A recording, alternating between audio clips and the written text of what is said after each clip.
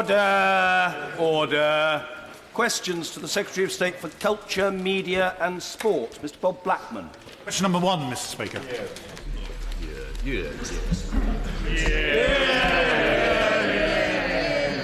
Mr Speaker, my honourable friend will know that bridge is not currently designated as a sport. The High Court will consider a judicial review on the definition of sport from the English Bridge Union in September, to which the Government will respond accordingly. Mr Bob Blackman.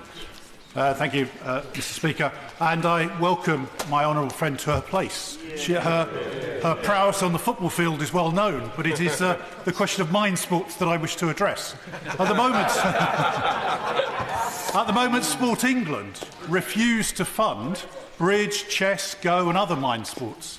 And her predecessor was investigating this. Could my honourable friend actually update us on what progress has been made to ensure that Sport England do recognise mind sports for their ability to train the mind? I'm very grateful to my honourable friend for his kind words. As he quite rightly said, that Sport England at the moment does not recognise the term mind sports and does not provide funding to games such as bridge or chess. As I mentioned in my earlier question, the High Court are considering a judicial review in the definition of sport from the English Bridge Union.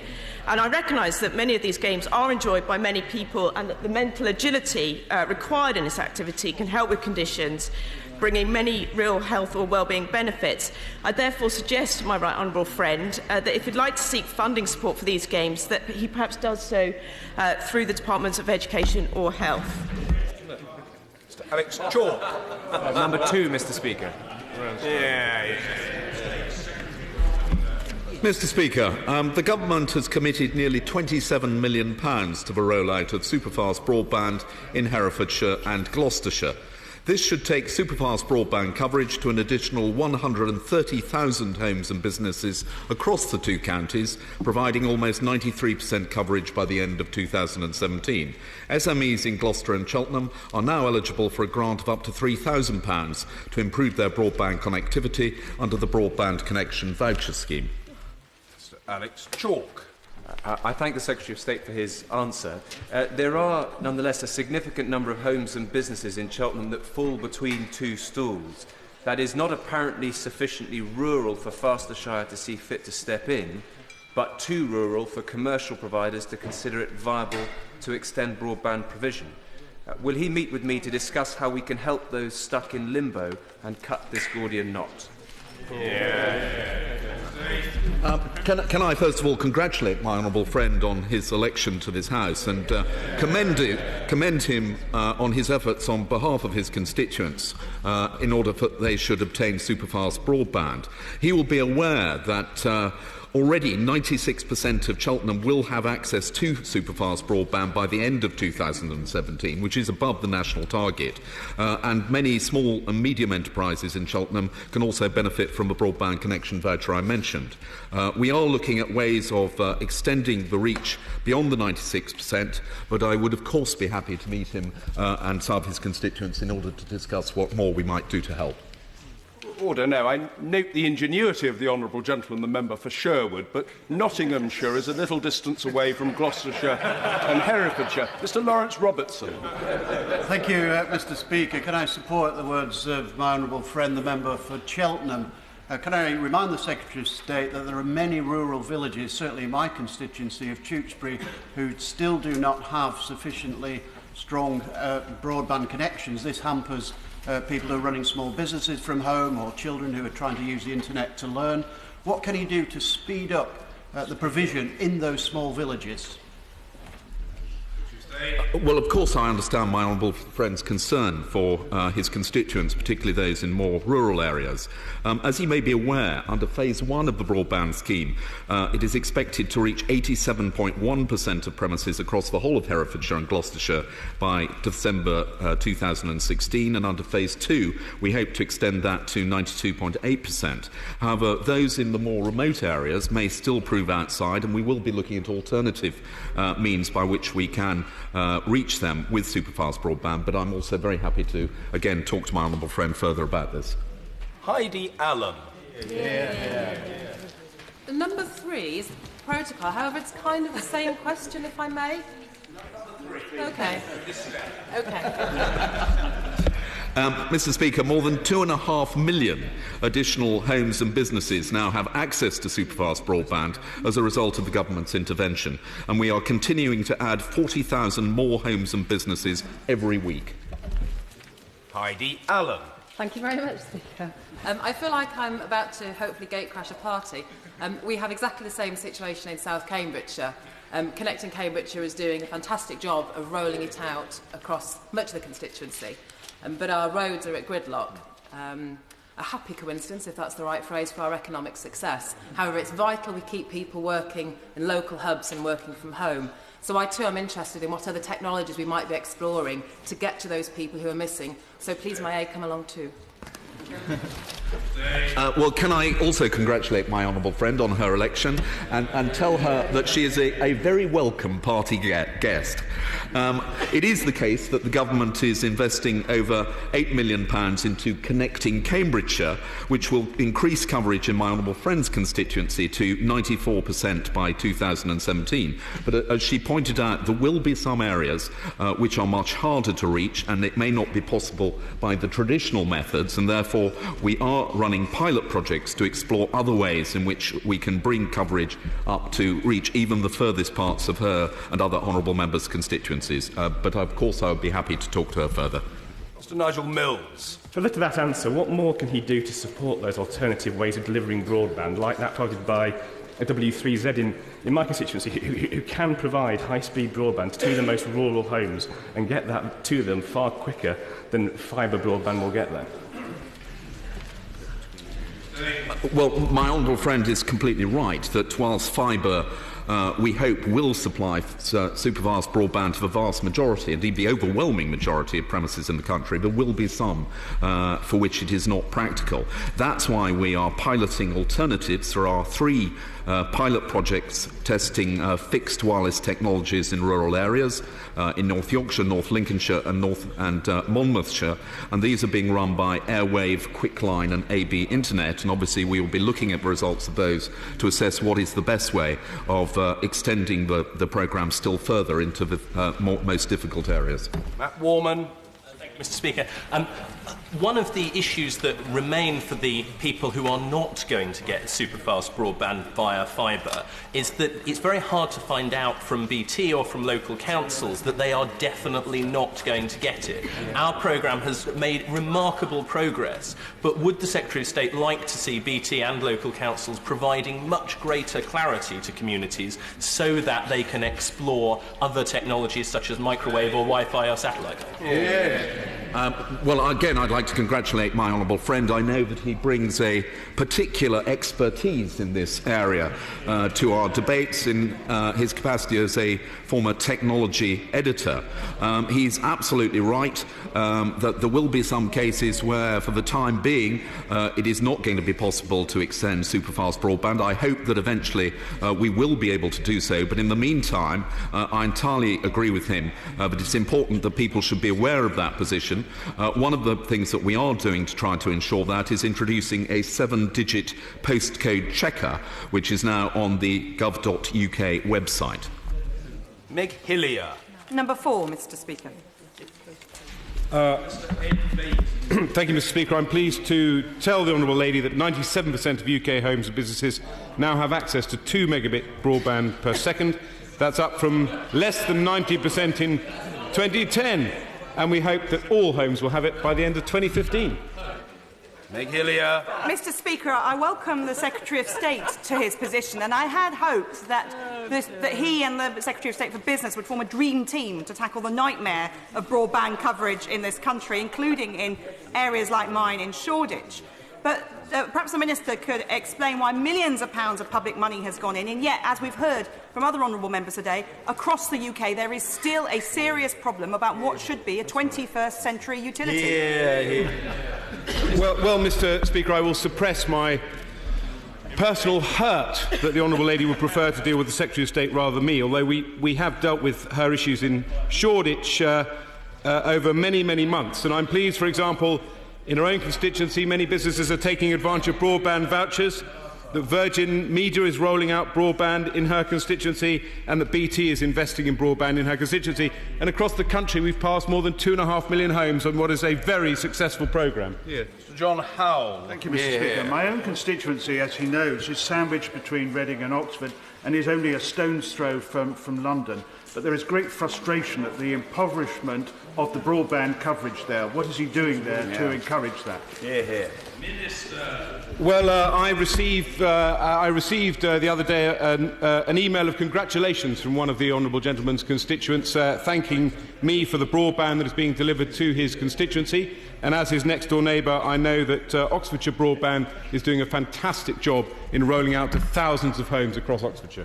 Mr. Andrew Gwynn. Thank you, Mr. Speaker. Can I say to the Minister it would be quite nice to have a decent internet access from these backbenches from time to time, but given that we're talking about universal broadband in the country, can I just implore to the Minister that whilst that is very important for many of our constituents, there's still a large number that do not have any digital access whatsoever, and with the closure of libraries and other public facilities where there is digital access, there is a real social exclusion issue developing in parts of the country. What more can he do to make sure that all of our constituents have access to digital technology? Well, I'm sure, Mr. Speaker, you've taken note of the honourable gentleman's comments about Wi-Fi in the chamber. Digital inclusion will form part of our new digital implementation task force, and I'm very pleased that at the end of the last government we set aside more than £7 million to put Wi-Fi in libraries, because I agree with the honourable gentleman, we need as many community spaces as possible where people can access the internet. Mr. Damien Green. Thank you, Mr. Speaker. The Minister will have got the point from the last 10 minutes of exchanges that decent broadband speed is now a utility expected in every household, like running water and electricity. How effective does he think the current programme is being in filling in the gaps, which particularly in rural areas make it almost impossible for people to set up successful businesses where they're most needed? Right. Well, as I've already said, Mr. Speaker, I think the programme has been very successful. We've passed more than 2.5 million homes. By the end of 2015, we should have 90% superfast broadband coverage in the UK, which compares well with almost every other country and puts us, in fact, at the top of the tree of the big five in Europe. Goodman. Thank you very much, Mr. Speaker. Honourable members are absolutely right. This is a problem. As I recall, there was a big underspend, £75 million, on the Superconnected Cities programme. Would the Minister like to reallocate this to speed up broadband rollout? I offer him this idea free, gratis and for nothing. Well, I'm extremely pleased to have a free, gratis and for nothing suggestion from the second candidate for the chairmanship of the Public Accounts Committee that's participated in this debate, and I suspect whoever wins that chairmanship will want to investigate broadband and will take note that the Superconnected Cities voucher scheme has now taken off like a rocket, with 24,000 businesses now benefiting, and in fact we're going to spend the money by the end of this year. Sir Alan Hazelhurst. Whilst I rejoice for the people of Cheltenham, who may be reaching coverage by 2017 of 96%, the town in which I was educated, I have to worry about the people of my constituency and other parts of rural Essex, where, as my right honourable friend, the member for Ashford, has just said, there are now serious gaps. And the way business is being done in this country now, people are spending part of the time at home, let alone the farming community. The government is insisting on so much information being provided through high-speed broadband that it is absolutely essential that we accelerate the programme. Well, I hear what my honourable friend says, and as I say, as part of the work of the Digital Implementation Committee, we will be looking at ways we can accelerate what is already an extremely successful programme. Mr. Simon Burns.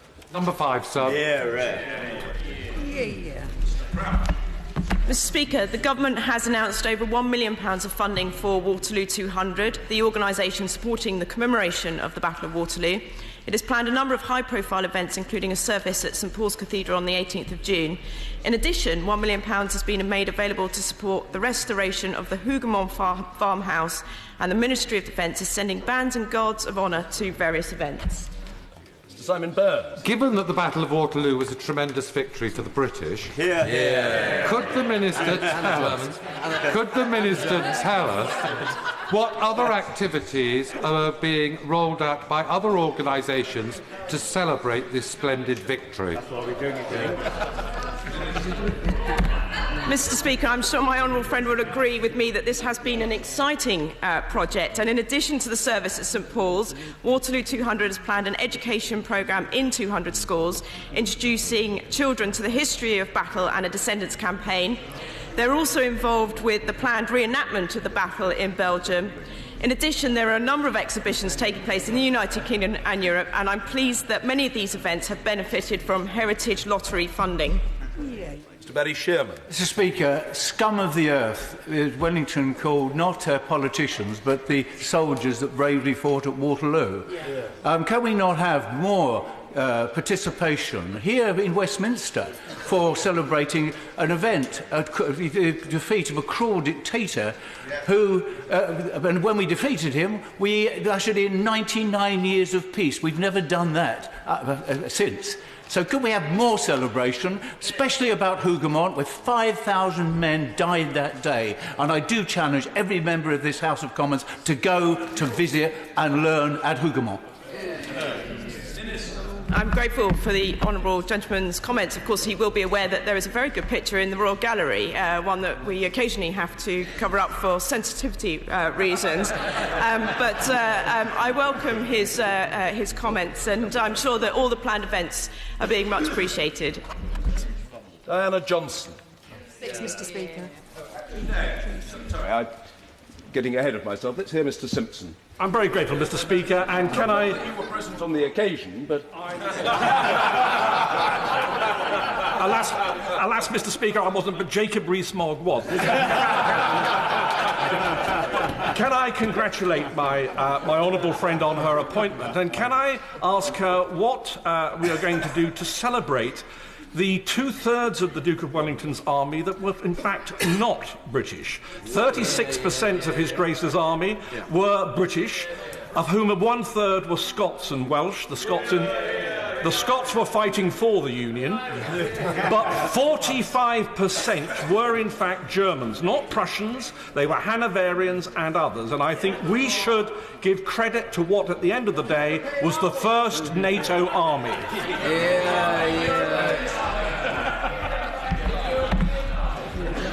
My honourable friend is a great military historian, and I often listen very carefully to what he says about these battles, and sometimes listen. But he will know that obviously this is an event that took place with coalition, and there are events across Europe being planned, and we are working with various governments across the whole of the European Union. In terms of Scotland, there are a number of events taking place in Scotland, including regimental exhibitions at the National Army Museum in Edinburgh. Diana Johnson. Number 6, Mr. Speaker. Thank you, Mr. Speaker. We strongly support the fair distribution of funding for culture and arts across the country, and indeed in Hull last week the Chief Executive of the Arts Council announced that the amount of lottery funding going to bodies outside London would increase from 70% to 75%. Anna Johnson. Can I first of all congratulate the Minister on his reappointment, but I also want to refer to what Darren Henley said in Hull last week, on the 28th of May. He said this: if local authority funding is widely withdrawn, there will be little or limited funds can achieve and no net gain to our increased investment of lottery money outside London. It will be in vain. So, as the Minister has mentioned that Hull is the UK City of Culture in 2017, but we've lost already 1/4 of our funding to the Council, does the Minister really think that we're going to see any progress on closing the unfair disparity in funding between the North and London? Well, I think her point is well made to Labour councils up and down the country, that they should maintain their investment in culture instead of withdrawing it. It's a partnership. It's a partnership, which is why the Chancellor of the Exchequer was pleased to give the Ferrens Gallery in Hull £1.5 million to help them host the Turner Prize, but that's accompanied by local authority investment of £3 million. So the message to all those Labour councils is support your local arts organisations, particularly the honourable gentleman's opposite. Graham Stewart. Thank you, Mr. Speaker. It is indeed good news that the Turner Prize is going to be presented in Hull. It's a prize that's not always popular on all sides of this House, but what more can the government do to encourage other events such as that to take place to support Hull as the City of Culture, and what more can the government do to ensure that Hull benefits from Hull being the City of Culture in the long term? Well, I know that my honourable friend who's standing to be the Chairman of the Culture, Media and Sports Select Committee is an aficionado of the Turner Prize as well as many other cultural events. He will know, and I don't need to tell him, that London Derry benefited from a huge range of events from the BBC and from other cultural organisations, and I expect Hull will benefit in the same way. Sure. I'm sorry the Secretary of State isn't answering this question, because only a couple of months ago he was the author of an excellent report as Chairman of the Select Committee highlighting the scandal of the imbalance in funding for the English regions compared with London. So now he's in a position to implement it. Will he? Well, I'm afraid, Mr. Speaker, this is the second time that members on the benches opposite have asked for the Secretary of State to respond, and unfortunately they have to put up with me, and I apologise for that. But let me say that I'm very pleased that the Chief Executive of the Arts Council took note of the excellent report put forward by the Select Committee. And as a member of that Select Committee, the Right Honourable Gentleman should be aware that civil servants now pore over these reports as though they are now sacred texts. Number 7, please, Mr. Speaker. That was them. It is, I'm afraid, me again, Mr. Speaker. But this is a very serious subject. I mean, we are obviously deeply concerned about the destruction of the cultural heritage in Syria and indeed in Iraq, and discussions are taking place across government to ensure that we do take up a joined-up approach towards these absolutely horrific acts of cultural vandalism. Raymond Chishti. I thank the Minister for that answer, but specifically, what is the government doing to stop the illicit trade in cultural artefacts abroad, which helps to finance terrorism?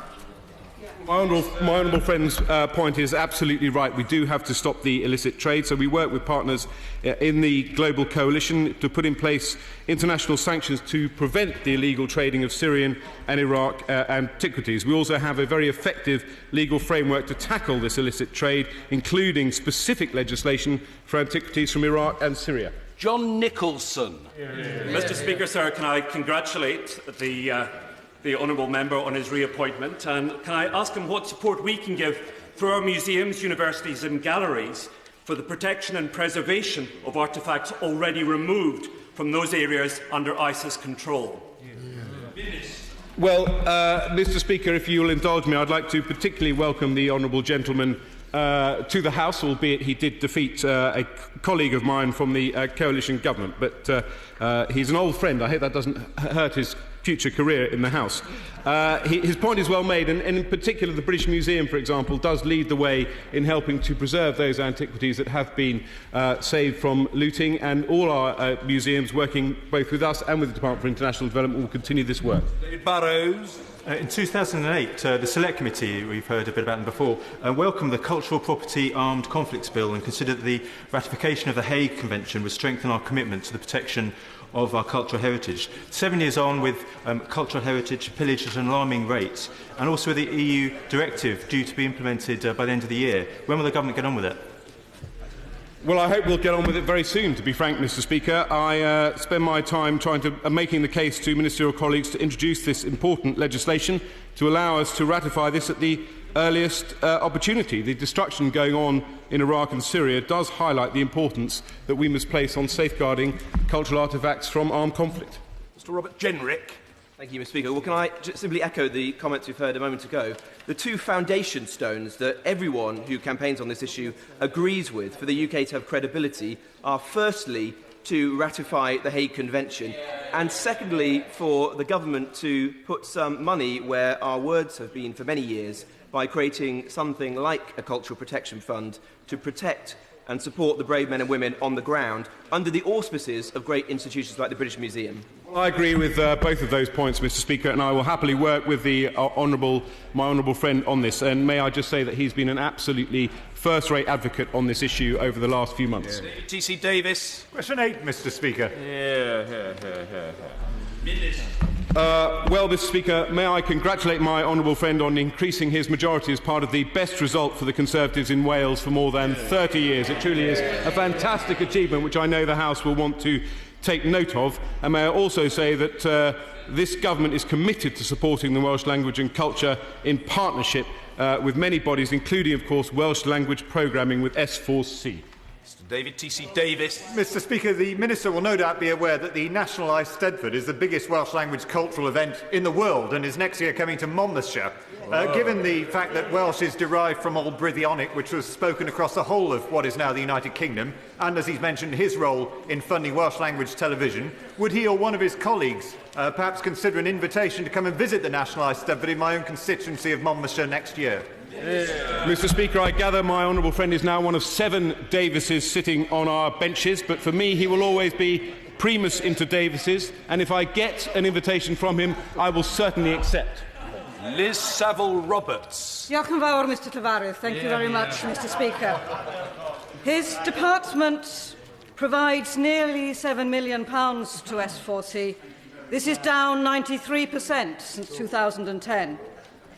When will the government announce its financial intentions for S4C so that the channel can move ahead with commissioning? Well, I think I'd better put that point in context, Mr. Speaker, because, of course, a large part of the funding for S4C, some £74 million, comes from the BBC, so S4C is extremely generously funded, and unlike many other media organisations, it has secure funding going forward. And also the Secretary of State, the Right Honourable Member for Basingstoke, when she held that office, ensured that S4C was preserved from any cuts when we had to make cuts. Diolch yn fawr, Llywydd. Thank you, Mr. Speaker. The government's handling of the finance and governance of S4C during the last Parliament was an unmitigated disaster. They failed to listen to any elected representatives in Wales. They failed to listen to Wales's excellent Welsh language campaigning organisations, and they even failed to listen to the channel S4C itself. Can we have a reassurance, because he couldn't possibly be any worse, can we have a reassurance from the Minister that when it comes to the renewal of the BBC Charter, proper measures will be put into place to protect the Welsh language and protect Welsh language broadcasting this time around? Well, I can certainly give her that reassurance. And as for an unmitigated disaster, all I have seen is that S4C has had secure funding going forward and continues to go from strength to strength, producing international hits such as Hinterland, which I enjoyed hugely. Andrew Rosindale. Number 9, Mr. Speaker. Mr. Speaker, you and indeed my honourable friend will be aware that the state opening of Parliament is a designated day for flying the Union flag on government buildings, but not for Parliament Square. The ceremonial arrangements for the state opening of Parliament are a matter for the Palace of Westminster and the Earl Marshal, and any changes cannot be made without their approval. Andrew Rosindale. I thank the Minister for her reply, but will she assure the House that never again will we have the shameful spectacle of empty flagpoles in Parliament Square for the state opening of Parliament on the arrival of Her Majesty the Queen? And will she agree to meet with me and representatives of the Flag Institute to ensure that we get the flying of flags in Whitehall and in Parliament Square right for the future? I know my honourable friend is a great expert on these matters, and I have to say that the Secretary of State and I have some sympathy with his views on the state opening of Parliament. I've therefore asked my officials to raise this issue with the Earl Marshal to look into the possibility of flying the Union flag on the square for future state openings and to establish what the associated costs would be. In the meantime, I'd be very happy to meet with him and the President of the Flag Institute to discuss further. Donald. Mr. Speaker, undoubtedly flags can be a powerful demonstration of pride in our culture and our economic vibrancy. Would the Minister agree with me that companies who fear an exit from the EU should be encouraged to fly the European flag to demonstrate their commitment to the single market, together with the Union flag, which they might replace on St George's Day with the English flag, on St Andrew's Day the saltire, on St David's Day the Air Dragog, and on St Patrick's Day the tricolour? I'd like to say that I'm grateful to the honourable gentleman for raising that question, but that would not be true. Designated days for flying the Union flag are decided by Her Majesty the Queen, and any changes to designated days are for Her Majesty to make, and therefore that would be an issue for the Department to discuss with Her Majesty. Applicant. Question 10, sir. Mr. Speaker, I have no present plans to meet with FIFA officials at this stage.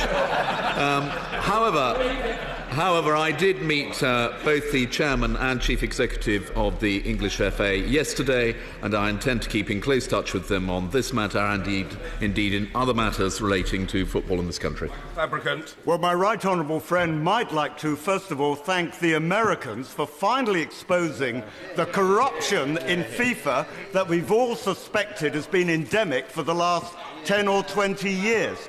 But can I ask my right honourable friend, will he speak with his colleague, the Foreign Secretary, to see whether there can be a reanalysis with Qatar as to whether the World Cup should be held there, and precisely what our relationship should be with FIFA, because Blatter's departure is not going to mean that corruption necessarily has ended? Well, I agree with my honourable friend. In order to achieve the reforms that all of us believe are vitally necessary in FIFA, the first requirement was a change in leadership. We have now obtained that, but that is the beginning of the process, certainly not the end of it. And it is for the football associations of the home nations to work with other football associations who are equally determined to see change in order to ensure that the new leadership is properly committed to achieving those changes. With relation to his second question relating to Qatar, that is a separate matter. He will be aware that the Swiss authorities are continuing to investigate the bidding process which resulted in the decision to give the 2018 Games to Russia and 2022 to Qatar, and we wait to see the outcome of those investigations. Thank you, Mr. Speaker. Can I welcome the Secretary of State to his new post, and also the new Sports Minister. The investigation into FIFA will go on, but the fight for its heart and soul will now start, that Sepp Blatter has announced that he's standing down. Mr. Speaker, I wonder about these people at the top of FIFA as to whether they've actually been to a football match where they bought their own ticket, or whether they've actually followed a football team week in and week out, or whether they've pulled on a football shirt and actually ever played in a match. And we really need to get rid of these people at the top of the game. So I wonder if the Secretary of State can tell us, is he satisfied that government agencies that are investigating the possibilities of corruption involving UK financial institutions have all the resources that they need, and that they are doing all they can to root out any criminal activity that may have taken place? And can he say also that just exactly what he can do to ensure that we root out corruption in FIFA to ensure it doesn't continue in the future? Well, on those two questions, in the first instance, it is obviously a matter for the Serious Fraud Office and other investigatory bodies in this country.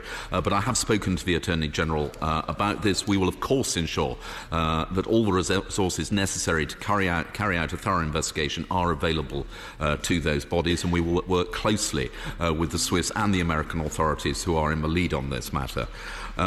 In relation to the reforms necessary in FIFA, as I've said, we are absolutely committed to working through the FA and other football associations to ensure that the new leadership of FIFA is utterly committed to carrying out sweeping reforms which are so obviously necessary.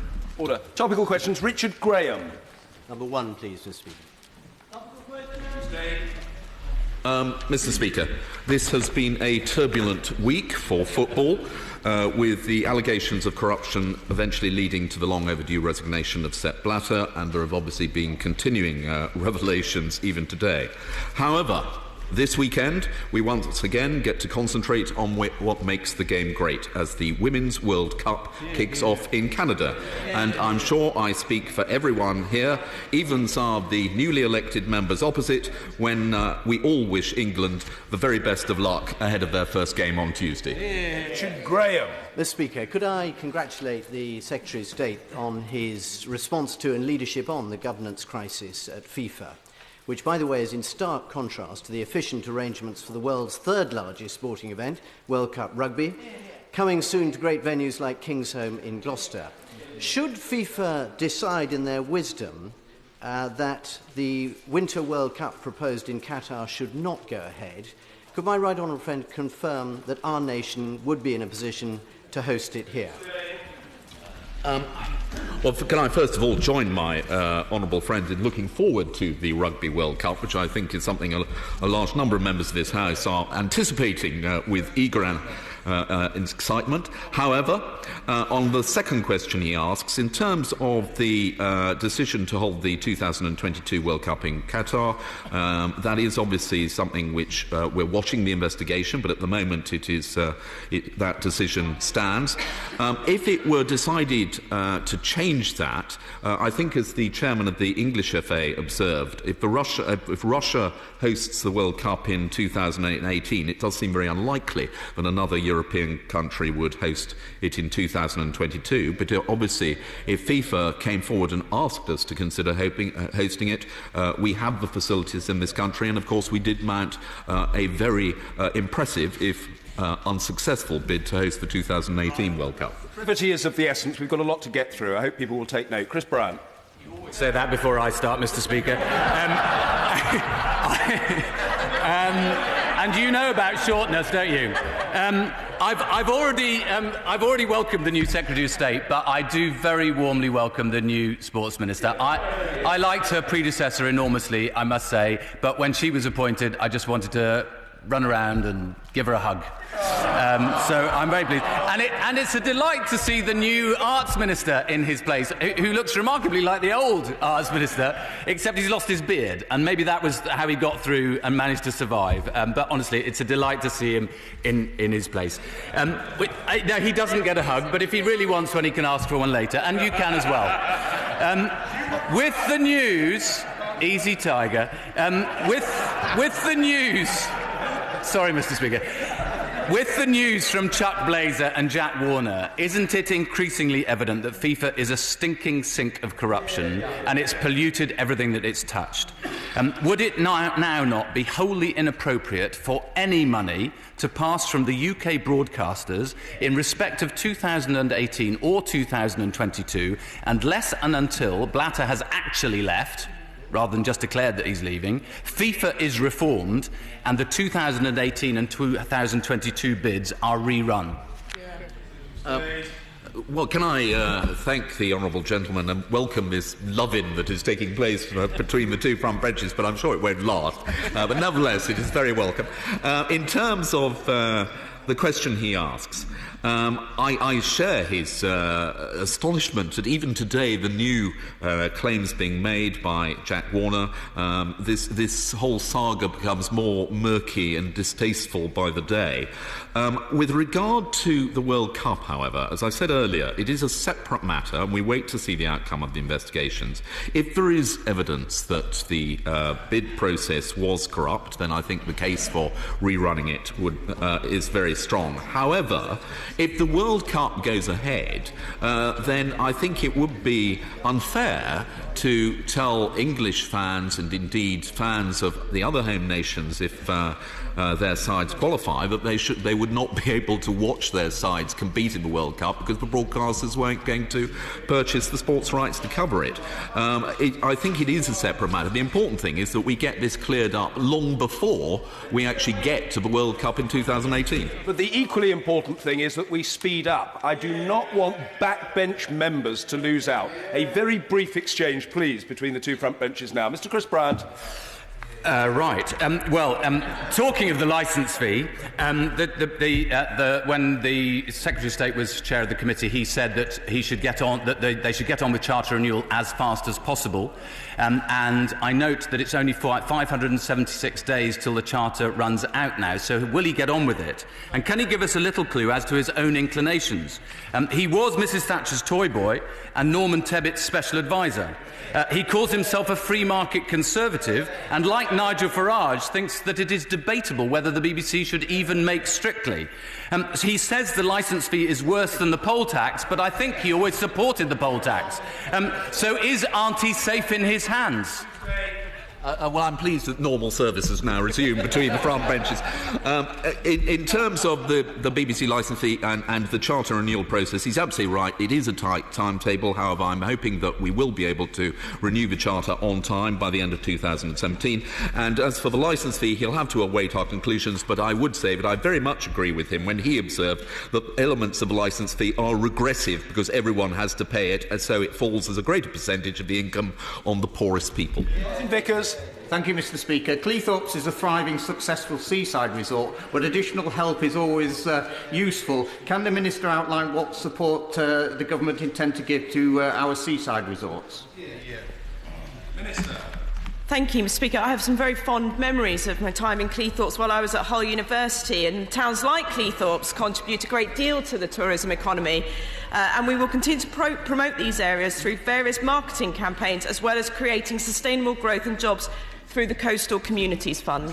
Robertson. Thank you, Mr. Speaker. Will the Secretary of State update the House on the details of the government's plans into the review of the secondary ticketing market as set up by the Consumer Rights Act? Well, I am, of course, aware of the Honourable Lady's long-standing interest in this matter. She and I share a determination to ensure that fraudulent ticket sites are cracked down upon, and measures have already been taken to do that. She's absolutely right to refer to this statutory review, which was set up as a result of the legislation. That has to report within a year, and we will await its findings with considerable interest. Tracey Davis.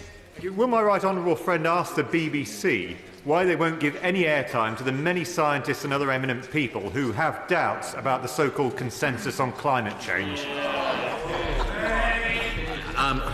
Well, as my honourable friend is fully aware, the BBC is under a duty, as are other news broadcasters, to be impartial in their coverage, and that should mean giving airtime to both sides of every argument. I do not wish to interfere in the editorial independence of the BBC, which is something that I think all of us value, but nevertheless I'm sure they will have heard my honourable friend's remarks. Sir Jim Cunningham. Thank you very much, Mr. Speaker. When are we going to get a report or some action on the improvement of football governance? We don't want a repetition of what happened in Coventry over the last 4 or 5 years. Minister. As a Tottenham fan, I still find it very difficult to talk about Coventry positively, still suffering a broken heart from the 1987 FA Cup. However, I would just like to say that we are taking football governance incredibly seriously, and we are looking at issues like financial sustainability. The issues at Coventry raise some real questions. We've met with some of the football authorities already. We will be meeting with the Football League shortly. As an Arsenal fan, I find it not difficult but quite impossible to talk positively at any time about Tottenham. Mr. Bob Blackman. I was there in 1987, Mr. Speaker. On the 13th of June, Harrow Council intend to close 4 libraries in Harrow, despite the community putting forward bids to actually run them as community libraries. What action can my right honourable friend take to intervene to ensure that Harrow Council fulfils its statutory duties? Well, I visited one of the libraries under threat with my honourable friend, and I know that when he was the leader of Brent Council, he fought very hard to keep libraries open, which was then subsequently closed by the Labour administration. And I will certainly review the plans by this council to close its libraries, as I do with every library authority that seeks to close libraries. Lucas. Wrexham businesses have been complaining about mobile phone coverage in Wrexham Town Centre over the many years that the Minister has been in his position. What is the government actually doing to improve the situation for hard-working businesses in my town? Minister. Well, I know that he and I are meeting shortly to discuss local television, so perhaps we can add this to the agenda. But I know that he's delighted with the groundbreaking deal put in place by the former Secretary of State to increase mobile coverage to 90% of geographic areas in the next 2 years. Davis. The first ever Mixed Ability Rugby World Cup is taking place in Bingley, in my constituency, between the 17th and the 21st of August this year. Can I invite the Secretary of State and the Sports Minister along to this historic occasion to see at first hand the opportunities it gives to people to play rugby who otherwise would never get the opportunity, and also the high quality of rugby that's played? I'd just like to congratulate my honourable friend and indeed the former member for Bradford for all the work that they've done in order to ensure that mixed ability rugby does in fact go to the area. And if my diary permits, I'd be delighted to attend. Kerry McCarthy. Thank you, Mr. Speaker. Is the Minister aware of the campaign by the Writers Guild, Free is Not an Option, which is based on a survey that found that increasingly TV writers are being asked or being pressurised to write their scripts for free, even when they're established writers who've previously written for the same show? What can we do to ensure that creative work is valued in the same way as other work? Hear, hear. Well, I am aware of the campaign. It's a very important campaign. I find it absolutely astonishing that many of these independent production companies, which make millions and millions of pounds, can't be bothered to pay people who contribute to their work a decent wage, and I'll certainly work with her to encourage them to do so. This is Maria Miller. Mr. Speaker, fast internet connections are fast becoming a necessity, not a luxury. Should other local authorities follow the lead of Hampshire, who've called for all new homes in the county to have superfast broadband built in from day one as part of planning consent? Well, can I say that I entirely agree with my right honourable friend. I think it is an absolutely essential now that where we are building new estates, that they should almost as a matter of course be linked up to superfast broadband, and I would like to commend Hampshire County Council on the actions they're taking to achieve that. My honourable friend, the Minister of State, is meeting with the Minister of State for Housing and Planning to discuss what further measures we can take to ensure that other local authorities follow the lead of Hampshire. Phillipson. Thank you, Mr. Speaker. The North East continues to lose out when it comes to lottery funding. What will ministers do to ensure there is greater transparency around the National Lottery, excuse me, so that we can keep up the pressure to shift money out of London to the regions? Since the National Lottery was formed, it has raised over £33 billion for good causes and made over 450,000 grants across the UK. I'd perhaps like to reassure the Honourable Lady that 70% of all grants have been awarded outside London and the South East. Suella Fernandez. Thank you, Mr. Speaker. Kern Limited, a firm business providing packaging systems in my constituency, was one of the first local businesses to take up the Connections voucher scheme. What plans are there to make an assessment of the effectiveness of the scheme? Well, I'd like to congratulate Kern Limited in my honourable friend's constituency on benefiting from the scheme, along with the 24,000 other businesses across the whole of the UK who have similarly benefited. It has proved an extremely popular scheme, and it is for that reason why we are extending it to 28 more cities and increasing the budget by £40 million. Order. I'm sorry, but we must move on.